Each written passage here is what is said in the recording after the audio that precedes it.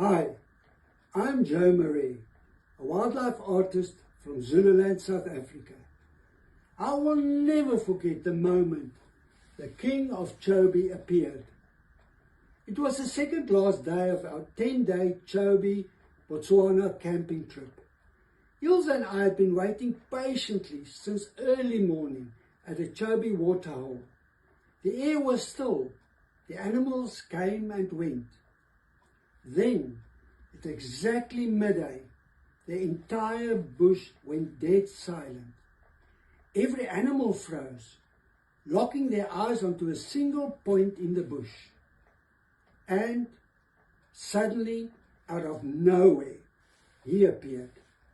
He didn't just walk, he commanded the space. His massive golden mane caught the midday sun as he approached the water with pure, terrifying grace. For a split second, he looked directly at me. My heart hammered in my chest as I grabbed my camera and managed to get only a couple of images, capturing the raw power of his gaze before he lowered his head to drink. You could literally hear the echoing gulps across the water. And just like that, he vanished back into the bush. When I got home, I just knew I had to paint him. This is the King of Chobe.